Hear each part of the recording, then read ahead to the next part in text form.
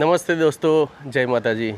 કેરલા સિરીઝના આજના વ્લોગમાં આપણે જઈશું ત્રિવેન્દ્રમના પ્રાણી સંગ્રહાલયમાં, જે અમારી હોટલથી માત્ર 2.5 કિલોમીટર દૂર આવેલું છે। તો બીજા લોકો હજી તૈયાર થાય છે, એ આવી જાય એટલે અહીંયાથી નીકળીશું અને અહીંયા કયા કયા પ્રાણીઓ આવેલા છે, શું ટિકિટ પ્રાઇસ છે, કઈ રીતની વ્યવસ્થા છે, કેવું દેખાય છે, એ હું આપને આ વ્લોગમાં બતાવીશ। તો બીજા આવી જાય એટલે વ્લોગ સ્ટાર્ટ કરીએ અને જઈએ ફટાફટ પ્રાણી સંગ્રહાલય।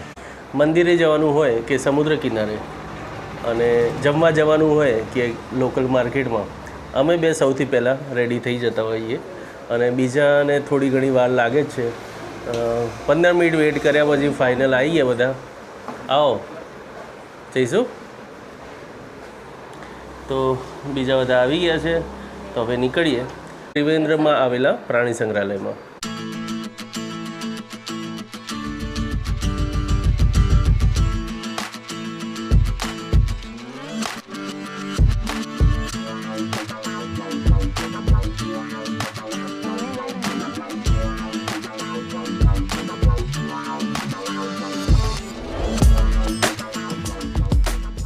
ત્રિવેન્દ્રમ મ્યુનિસિપલ કોર્પોરેશન ઓફિસની બિલકુલ સામે જ ત્રિવેન્દ્રમ ઝૂ આવેલું છે, જે બિલકુલ આપણે સામે ગેટ જોઈ શકો છો। એ ગેટની આપણે અંદર જઈશું। અંદર જતાં જ કાર પાર્કિંગની સ્લીપ આપે છે, તો ચલો આપણે લઈ લઈએ। તો લેફ્ટ સાઈડમાં મ્યુઝિયમ ને એવું આવેલું છે અને સામે છે ઝૂ, અને રાઈટ સાઈડમાં કાર પાર્કિંગ છે। તો હવે પહેલાં કરીશું કાર પાર્ક, પછી લઈશું ઝૂની જવા માટેની ટિકિટ। પાર્કિંગનો ચાર્જ લાગ્યો 150 રૂપિયા, અને અહીંયા કોઈ પર્ટિક્યુલર પાર્કિંગ નથી, પણ આ રીતે જ રોડ ઉપર એક સાઈડમાં પાર્કિંગ કરાવતા હોય છે, પણ જગ્યા છે એટલે કોઈ વાંધો નહીં આવે। હવે જઈએ છે એન્ટ્રી ટિકિટ બાજુ। એન્ટ્રી ટિકિટ બાજુ જતાં આ રીતનું ગાર્ડન આવે છે લેફ્ટ સાઈડમાં, અને રાઈટ સાઈડમાં જેવી રીતે આપણે કાંકરિયા ઝૂમાં જતા હોઈએ અને બાજુમાં મણિનગરનો રોડ નીકળતો હોય એવું લાગે છે। અમને લોકલ માણસે જણાવ્યું કે મ્યુઝિયમની બિલકુલ રાઈટ સાઈડમાં ઝૂ આવેલું છે।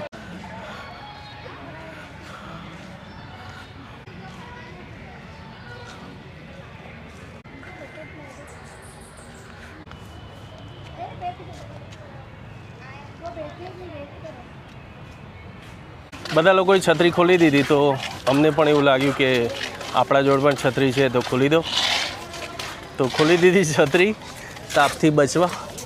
અને ઝરમર વરસાદ પહેલાં આવતો હતો પણ થઈ ગયો બંધ, એટલે થયો ડબલ ઉકળાટ। આ છે એક્વેરિયમ અને આ છે એનું ટિકિટ કાઉન્ટર, પણ આ પછી જઈશું જો સમય મળશે તો। અત્યારે તો પહેલાં ઝૂ કવર કરીએ। રેડી થઈ ગયા રાજા બાબુ અને અમારા નંદુ છત્રી લઈને। ગરમીના કારણે ટિકિટ બારી કરતાં વધારે ભીડ દેખાય છે આઈસ્ક્રીમ ખાવાની। આ બીજું આવ્યું આઈસ્ક્રીમ કાઉન્ટર, અને બિલકુલ સામે છે ઝૂ અને એની એન્ટ્રી ટિકિટ બારી। ટિકિટ કાઉન્ટર છે ડાબી બાજુ, તો પહેલાં લઈ જઈશું ટિકિટ, અને સામે છે ક્લોક રૂમ। લગભગ કોઈ સામાન અંદર નહીં લઈ જવા દેતા હોય એ બધું ત્યાં મૂકવાનો। ટિકિટ બારીએ જ ખબર પડી ગઈ કે અંદર કેમેરા લઈ જવાની સખ્ત મનાઈ છે, નથી લઈ જવા દેતા। કોઈ એક્સ્ટ્રા ચાર્જ આપીને પણ નથી લઈ જવા દેતા। મોબાઈલ લઈ જવા દે છે, પણ કોઈ વાંધો નહીં, આપણા જોડે જે મોબાઈલ છે એ કેમેરાથી પણ મોંઘો છે, એટલે હવે શૂટિંગ આપણે કરીશું કેમેરાથી। તો કરીશું આપણે હવે મોબાઈલથી શૂટિંગ, અને અહીંયા ચોખ્ખું લખ્યું છે કે કેમેરા અંદર નથી લઈ જવા દેતા, ખાલી મોબાઈલ એલાઉડ છે। તો આપણે લઈએ હવે ટિકિટ। હા, તો આપણે લઈ લીધી છે ટિકિટ, 4 એડલ્ટ અને 2 બાળકોની, ટોટલ થયા 140 રૂપિયા। તો કરી દીધું હવે મોબાઈલ રેકોર્ડિંગ ચાલુ। આમ તો મોબાઈલનું ઝૂમ ઇન ઝૂમ આઉટ સારું છે, એટલે આમાં પ્રાણીઓ દૂરથી નહોતા દેખાવાના, જે હવે દેખાશે। કેમેરો મૂકી દીધો છે બેગમાં, અને હવે અહીંયા જમા કરાવીને આગળ જઈશું। હા, ક્લોક રૂમનો જે ચાર્જ છે એ છે 10 રૂપિયા। 10 રૂપિયા આપ ચાર્જ પે કરીને અહીંયા આપનું બેગ મૂકી શકો છો। આ છે ઝૂની મેન એન્ટ્રી। તો હવે જઈશું પ્રાણી સંગ્રહાલયમાં। એન્ટ્રીમાં ખબર પડી કે અહીંયા પ્લાસ્ટિકની કોઈ પણ બોટલ અંદર લઈ નથી જવા દેતા, એટલે બહાર જ મૂકી દેવાની, કાં તો પાણી પી લેવાનું। હવે થઈ ગયા પ્રાણી સંગ્રહાલયમાં એન્ટર. અંદર જતાં જ લેફ્ટ સાઈડમાં બીજો ગેટ આવે છે. જે નથી ચાલી શકતા એમના માટે ખાસ આ સુવિધા કરેલી છે. આ રીતનો મેપ છે ત્રિવેન્દ્રમ ઝૂનો. આપણે એન્ટર થયા છે મેન એન્ટ્રી ગેટથી. તો આ રીતે અલગ અલગ મેપ આવેલા છે.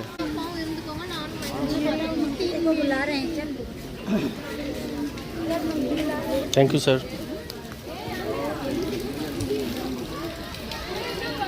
ઝૂમાં એન્ટર થતાં જ રાઈટ સાઈડના પિંજરામાં ગૌર કરીને આ પાડો લાગે છે. નામ છે ગૌર. તો આપણે જોઈશું કેવું દેખાય છે.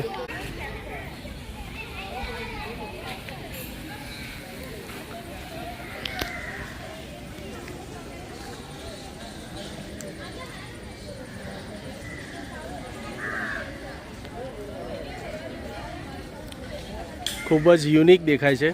મેં આ ટાઈપનો પાડો કે આખલો પહેલાં ક્યારે નથી જોયો. બહુ જ વિશાળકાય છે. લાગે છે બાહુબલી પિક્ચરમાં જે ભલાલ દેવ જોડે ફાઇટ કરી હતી એ આ રીતનું જ પ્રાણી હતું. આ પાંજરાને બિલકુલ સામે એક બીજું પાંજરું આવેલું છે જેમાં એક વાંદરું છે. જે કઈ પ્રજાતિનું છે આપણે બોર્ડ જોઈશું તો ખ્યાલ આવશે. જે આ વાંદરાનું નામ છે તે છે લાયન ટેલ મકાઉ. આની જે પૂંછડી છે સિંહ જેવી બતાવે છે. તો જોઈએ આપણે.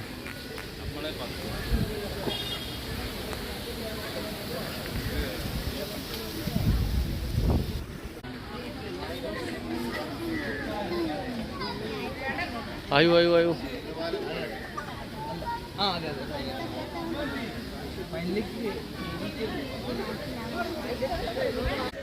બિલકુલ બાજુના પાંજરામાં આ રીતનું રેસસ મકાઉ પ્રજાતિનું વાંદરું દેખાઈ રહ્યું છે.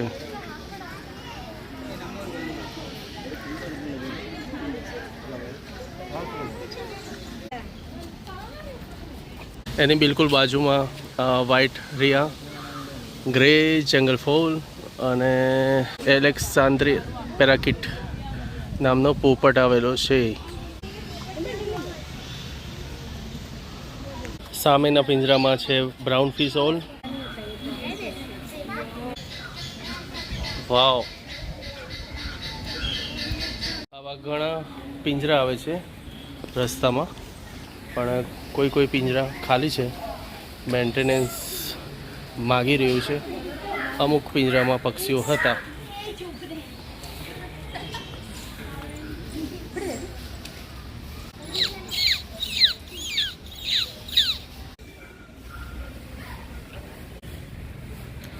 એટલે કે આપણો દેશી ભાષામાં કહીએ તો પહાડી પોપટ.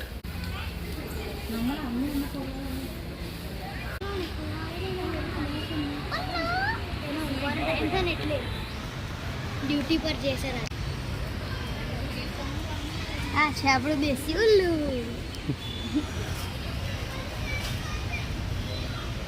બંને બાજુ અલગ અલગ પક્ષીઓ આવેલા છે.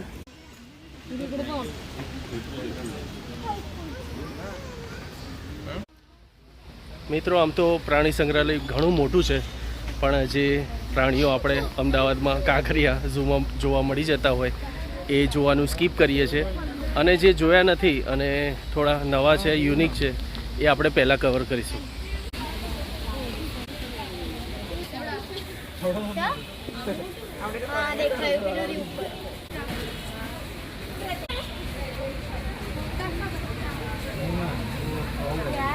ઝૂમાં પિંજરાનું મેનેજમેન્ટ અને અહીંયાની ગ્રીનરી ખરેખર ખૂબ જ સુંદર છે.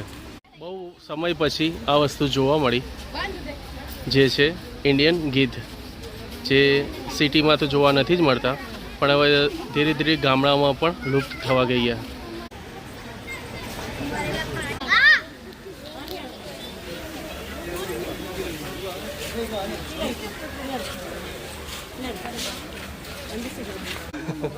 આ આવી ગયું ઘડિયાળનું પિંજરું.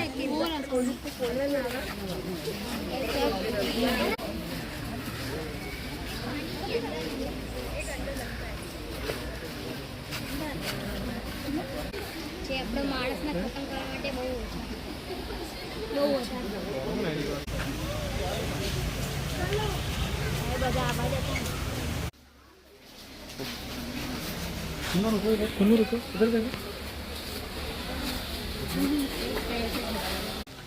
બાંબુના ઝાડ તો મેં પહેલાં પણ જોયા, પણ હા સાઇઝ અને આ ક્વોલિટીના બાંબુ ખરેખર ખૂબ જ વિશાળ અને એકદમ જાડા થડ આવેલા છે.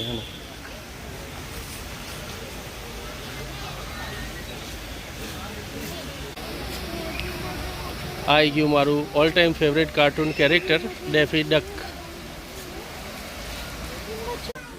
સામે આવ્યું જળ બિલાડીનું પાંજરું.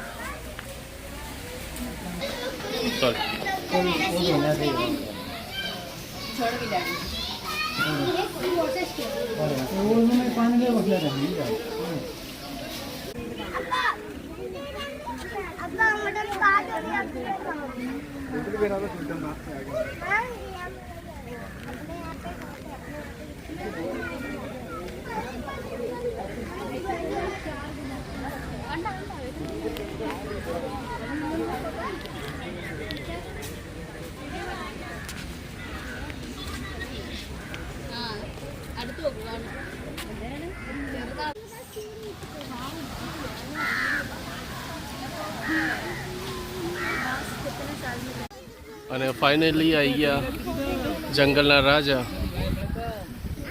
સિંહનું પિંજરું.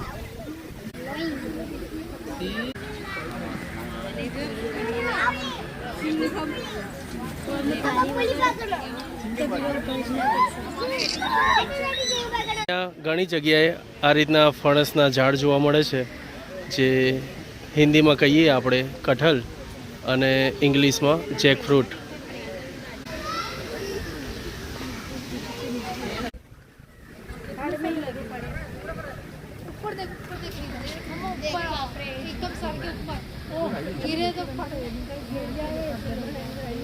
यू करके रखो गिर जाएंगे. यू करके रखो.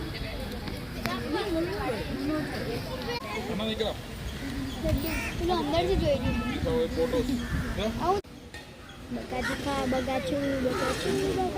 આ રીતના લાકડા પર કોતરણી થોડી યુનિક જોવા મળી.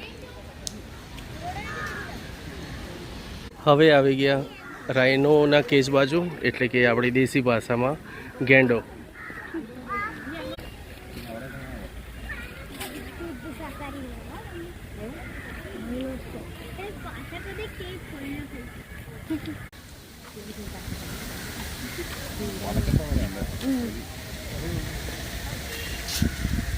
આવી ગયા આપણા સાવનના પિંજરા.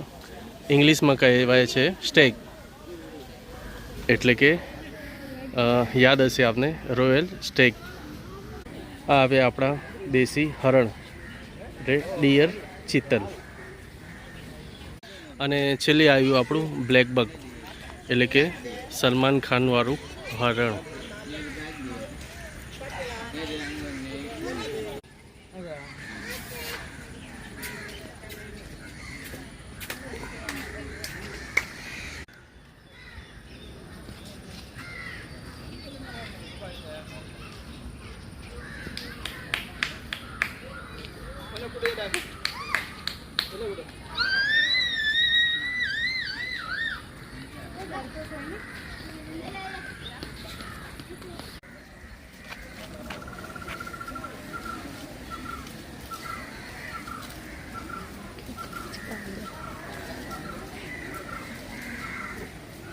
અમે સમજ્યા કે પ્રાણી સંગ્રહાલય થઈ ગયું પૂરું, પણ હજી leopard, Bengal tiger, white tiger, lion અને હાઈના બાકી છે.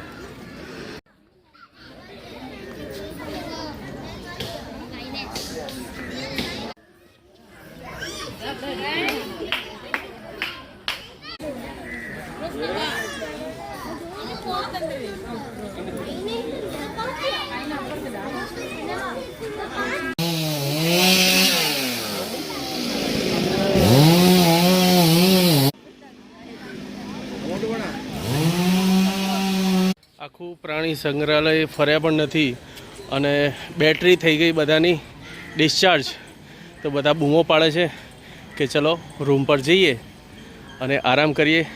પિન્ટુભાઈને ખાસ લકડબગ્ગા એટલે કે હાયના જોઈ હતી, પણ પિંજરું ખાલી દેખાઈ રહ્યું છે, ક્યાંય નથી એવું લાગી રહ્યું છે. બહાર નીકળતા એક્ઝિટ તરફ આવે છે બટરફ્લાય પાર્ક, જેમાં અલગ અલગ ટાઈપના પતંગિયા જોવા મળશે. પણ અમને અમુક પતંગિયા તો બહાર જ ઉડતા જોવા મળી ગયા, એટલે સ્પેશિયલી જોવાનું ટાળ્યું. આવી રહ્યું. હવે દેખાઈ ગયું ઓસ્ટ્રીચ, એટલે કે આપણું શામરૂખ.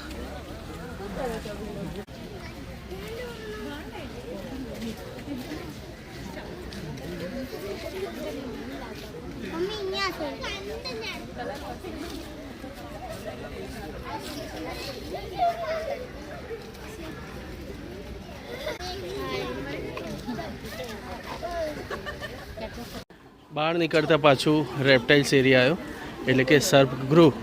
તો ચલો ફટાફટ ફરી લઈએ.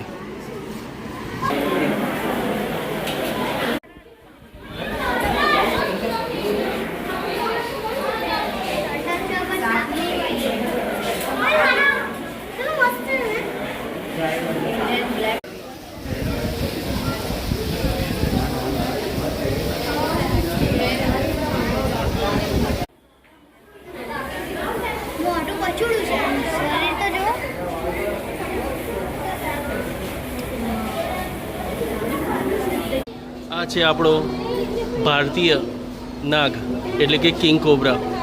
ખરેખર મોટી સાઇઝનો છે કિંગ કોબ્રા. અહીંયા પણ વેકેશનનો સમય ચાલુ છે, એટલે નાના બાળકો સાથે લોકો પ્રાણી સંગ્રહાલય આવ્યા છે. બાજુમાં આર્ટ ગેલેરી પણ આવેલી છે. તો છેલ્લે નીકળી ગયા એક્ઝિટ તરફ, અને હવે લઈશું કેમેરો, મોબાઈલ મૂકીશું ચાર્જિંગમાં, અને ગાડી લઈને જઈશું હોટલ તરફ. તો આ વિડીયો આપને કેવો લાગ્યો મને કોમેન્ટમાં જરૂર જણાવજો. આ ઝૂ કેવું લાગ્યું. આ ત્રિવેન્દ્રમનું લોકલ ઝૂ છે. ત્રિવેન્દ્રમ સિટી કેપિટલ છે કેરેલાની. અહીંયા બફારો વધારે છે, પણ ગ્રીનરી પુષ્કળ પ્રમાણમાં છે, અને વચ્ચે વચ્ચે ફેન અને કુલરના સારી એવી જગ્યાએ સગવડ કરેલી હોવાથી ઘણી જગ્યાએ તમે રાહત મેળવી શકો છો. તો મળીએ એક નવા બ્લોગમાં. ત્યાં સુધી રજા આપજો. જય માતાજી.